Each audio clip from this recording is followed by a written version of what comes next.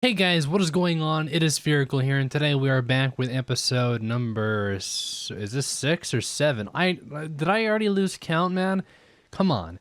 I think this is episode number 6 of Tower of God. Yes, it is.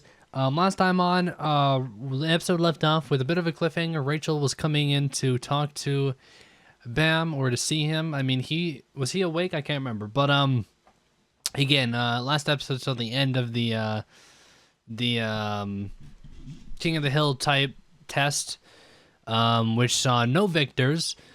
And again, Rachel's a big question mark right now. She good? Is she bad?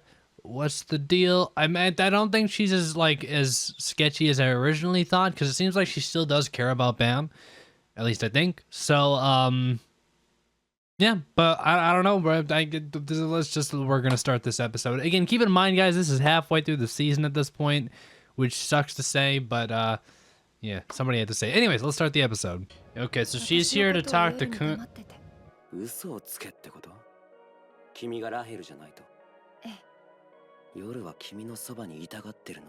She clearly doesn't want him to pursue her. Okay, interesting. What the hell? I'm not. Okay, calm down, buddy. Best tsundere. Nice.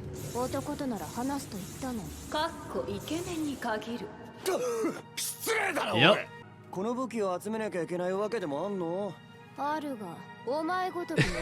Okay, that's fair.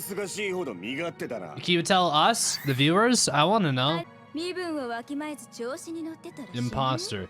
Here we go again with that.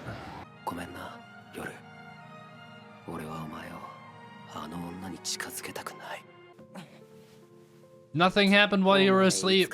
Don't question it. Rachel didn't come here. Whoa.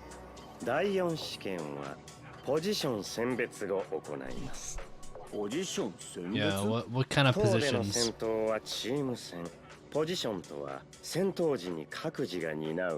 Okay, the role. Fisherman, spear bearer, light bearer, scout, and wave controller. Okay, alright, that works out quite nicely.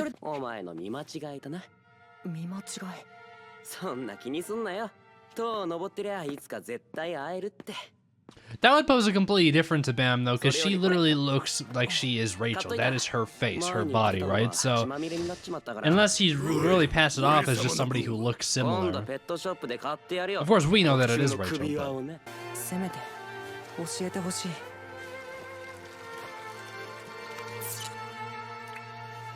So he knows. He knows it's her. I don't know, there's some reason that I don't think she likes either. Like, she doesn't seem like she's happy about this. Yes, but that might not mean she doesn't like him, you know? I think she does. I think if she had a choice, she would still want to be his friend, but...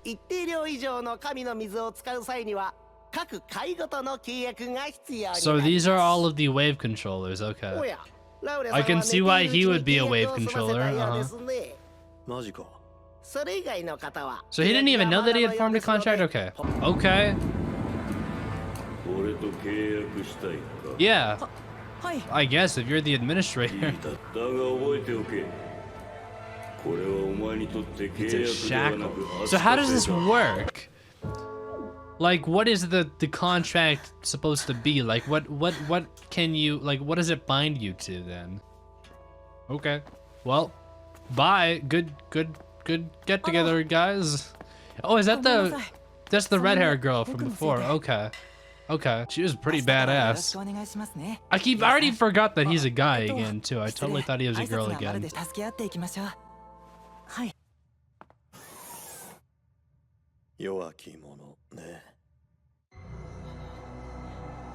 What's happening? Oh, was he hiding the stress of, like, unlocking his or forming the contract? Okay. Oh, who's that? Who threw that? I wonder what class Rachel's gonna be. He looks cool as shit.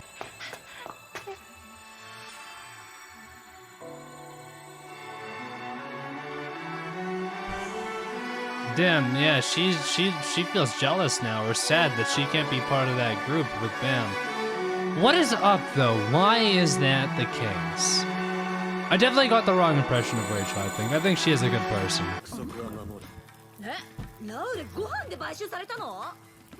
Nice. Oh, you know, I don't know. Well, let's...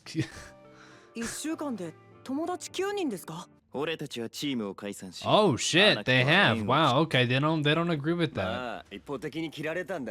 Okay, yeah, I can see that being the case. Oh, here we go.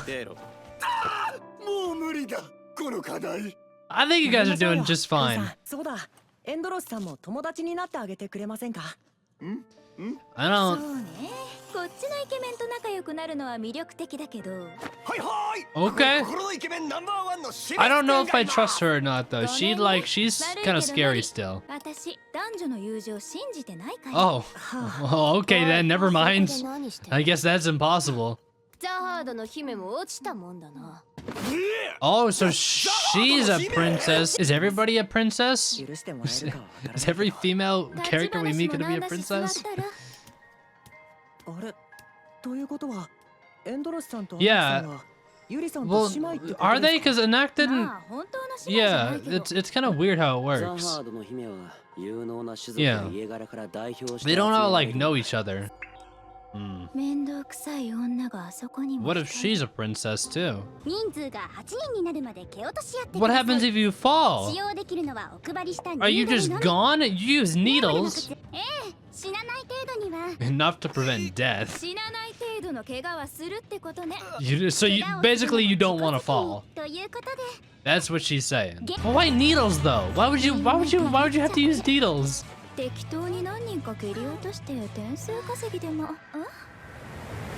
Oh shit, that's not a random. Dude, I love ANAAK'S. She's picking fights with everybody. She's gonna throw down with anyone and fucking everybody. It's awesome. I love her character so far. So maybe she's like an illegitimate princess somehow or something.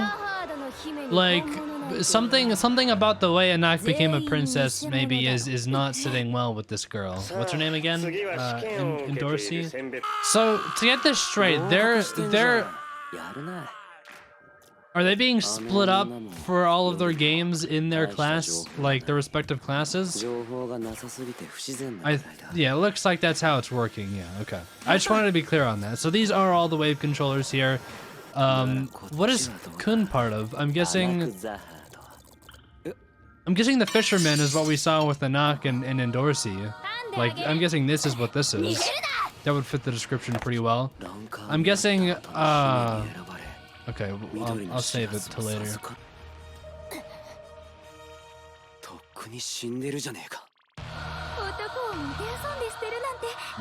Well, she's not already dead, because she's right there. What is up? You're about to be booted. Oh, God. Oh, he did get booted off. Just in the face.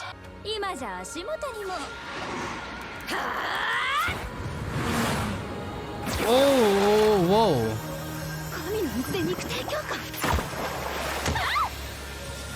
Damn! Looks like I am, yeah.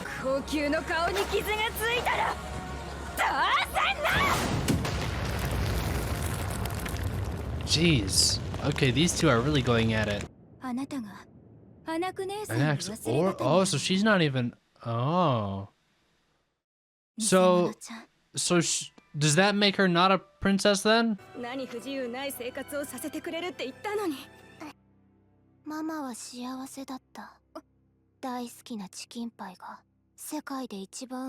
Best chicken pies in the world.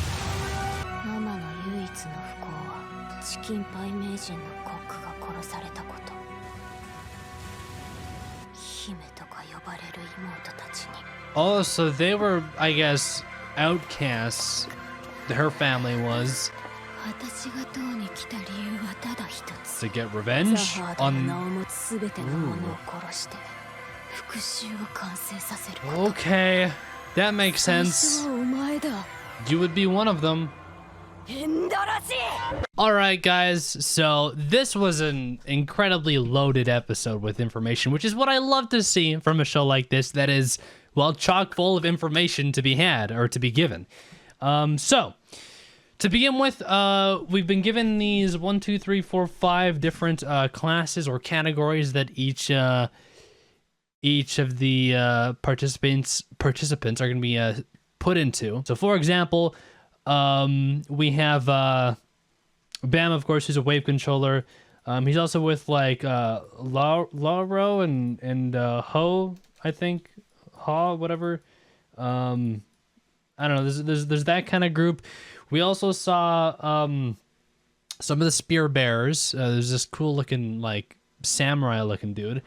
Again, I'm guessing the group we saw with ANAAK and Dorsey are probably fishermen. I think that would be the role that would fit them, obviously, because they're close combat people. And then I'm assuming Kun, who was over with doing some computery shit, is definitely going to be either a scout or a light bearer. I would assume probably scout, maybe? I think he can fit, like, light bearer and scout to me feel like pretty much the same thing. Like, the light bearer description that I wrote is he lights the tower and gathers info, and then the scout investigates enemies and assists the fisher. Like, they're both pretty much recon roles, I guess. That's interesting. We saw, I guess going back to the start of the episode, Rachel wanted Kun to tell Bam that she's not really her. She's just somebody else. And Kun went through with that. And Kun, by the way, more and more, like, especially in this episode, I really know, like, he is really reminding me a lot of Killua. In the way that he treats Bam, like, they're like, Bam is literally Kun's, like, that's what he's living for right now, is Bam, right? Like, every decision he makes is, you know, around whatever Bam thinks, right? Bam's pretty much the only person who can talk to him and tell him to do things. Like, it reminds me so much of the relationship of Gon and Killua. And I love it. It's something I don't think that you really see very often. Again, I can't really think of a duo that reminds me, or that I think can really fit into that category of Gon and Killua. Again, like, Gon being the innocent main character that we met, and then Killua being the badass assassin dude who, you know, has never really had any real friends, got discarded by his family, and latched onto the main character like in an instant, and then just never let go. You know what I mean? So Rachel, man, I don't know what to think about Rachel. It's hard to say what she's thinking because we don't know. I really do believe that she wants to be, you know, with Bam, especially with that flashback of Bam being surrounded by all of his friends and her kind of looking as a bystander. So I don't think that she's like evil, like I was kind of going on before. She's not a bad guy or anything, but there's something that makes it so that they can't work together. You know what I mean? And I'm not sure, it wasn't really confirmed, but I'm pretty sure Bam, you know, I think that he recognized that Rachel is Rachel, because that's what he kind of said, like, why don't you want me to see you? Like, is there a reason we can't be together, yada, yada? Then he was going to go to her door and stuff. So I think Bam knows. I don't think Kun knows that Bam knows.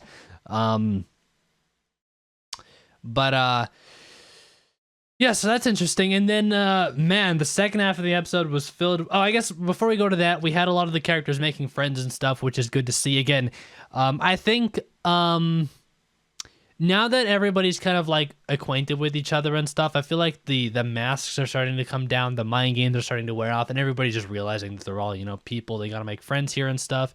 So a lot of everybody, like, pretty much everybody's getting along now, which is awesome to see. But the second half of the episode was largely populated with ANAAK and what's her name? Dorsey, who are two instantly interesting characters. ANAAK might be the best character in the show right now. I both, one, am very interested in her story, but two, I just love the way she is. Like, you know what I mean? Like, she's ready to throw down with anybody. But so This is another episode where it's really been enforced, like the idea that the princesses and the way the whole system of these princesses, like it's very vague how things work, how the princesses are selected, what their relationship is to each other, what they even do. You know what I mean? Like, there's still a lot of questions I have concerning the princesses. But talking about ANAAK specifically, it seems like her family seem to have been they're kind of seen as lesser than the other princesses, I would assume, because, you know, they were targeted by the other princesses and their respective families. Now, why would that be? If I had to take a guess, maybe it's because they're like lizard people and it's maybe like a race kind of thing. But I'm not sure, because we've seen a lot of different like races and stuff. But ANAAK is the only princess that we've seen that isn't like fully human, right? Out of the very few, we've only seen like 3, I guess. But I don't know. That's very interesting. So like, how did she become a princess? Like, was she officially named as a? Because her mother was a princess, right? I think. But how did she become a princess now? Is that just like this, you know, does the king just say, yeah, you know, she's going to be the representative from this family, so be it. You know what I mean? Or like, for example, in Dorsey, like how does she become a princess? Why did she become a princess? You know what I mean? Like, I feel like there's still a lot of questions concerning the princesses that just obviously aren't answered yet. Not that they have to be answered yet, but they aren't answered yet. That I want to know more about. One thing I also found really interesting from this episode, to go back a bit, is when Bam made the contract, or the contract to use Shinsu. The monster looking thing said, this is not a contract, this is a shackle for you guys. That is obviously doesn't mean anything yet, but it will mean something. They kind of threw that in there saying, hey, there's gonna be some shit that's dropped on us in the future. Just be ready for it. I'm not sure if that's a condition that they have to follow, a consequence if they do something wrong. I feel like it's gonna strike at a poor time. Like, someone's gonna fuck up, and then the consequences of forming that contract are gonna be revealed. But I don't know when that's gonna happen. I don't know what that could possibly mean, or what the deal is there. But a contract means, you know, you're what is the actual definition of a contract, actually? But it means, like, you know, you're doing something, but I mean, usually with a contract, like, you would be getting payment, you know, or that's what I'm trying to say, right? It's like you're giving something and you're getting something as well, usually in a contract, right? I guess that's not in the definition of a contract, because a contract would just be a timed service that's bound by law, or whatever the legal definition would be. But you know what I mean? In a contract, there's usually some give and some take. So in this situation, they're taking the authority to use Shinsu. What are they giving in return? What is the shackle? What are they bound by now? I'm really curious there. Oh, what else? I mean, I don't know. I don't want the season. I really hope that this show gets this show will get a second season announced before the end. I can guarantee you that. The show's too popular to not. It's literally with the whole pandemic and everything, it is the only anime right now that anybody cares about. Like, that is a fact, okay? Again, as I've said, the only other anime that I am currently watching that I've heard quite a bit about is Love is War, but that's different, right? What else is even airing right now? Let me just look at live chart to quickly make sure that I'm not talking them out of my ass. What else is airing right now that's big? Nothing. Absolutely nothing. So this it's performing at a perfect time, I would say, and I would be very surprised if this doesn't get an immediate season 2 announced once this is done.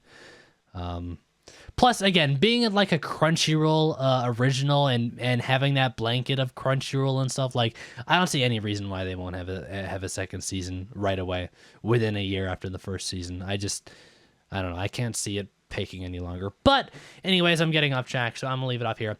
As always, early access and full length, that's down at patreon.com/FurigoFilms. You can check that out there. But with all that out of the way, I do thank you guys for watching, and I will talk to you guys all on... next week, Wednesday, with episode number 7 of Tower of God. Until then, peace out.